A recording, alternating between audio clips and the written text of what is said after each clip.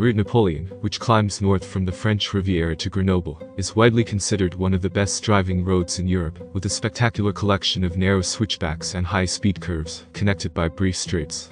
Much of it runs through national parkland, so traffic is light. It's hardly a secret though, and you'll find groups of motorcyclists, driving tour groups, and inevitably campers also on the route.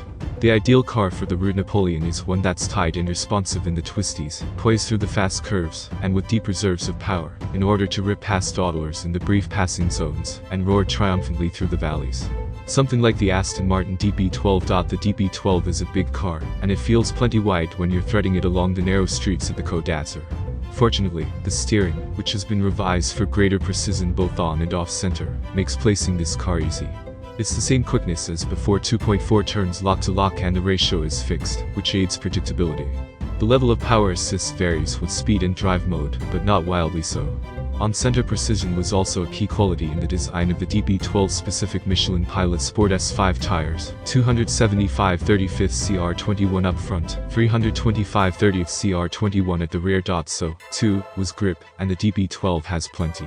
Pushing it as hard as we dared, it was impossible to upset this chassis even when surprised by a tightening blind corner, or suddenly booting the accelerator powering out of a curve. Aston claims 52% of the car's mass rides on the rear wheels, and the DB12 feels incredibly balanced, with eager turn-in and little front-end push. Chassis tuning for the new DB12 was undertaken with the goal of preserving ride quality, but sharpening handling. The three main drive modes, GT, Sport, and Sport Plus, are joined by the new wet and individual modes. There were also 9 levels of traction control once you switch off ESC, although that capability wasn't active on the pre-production cars we drove.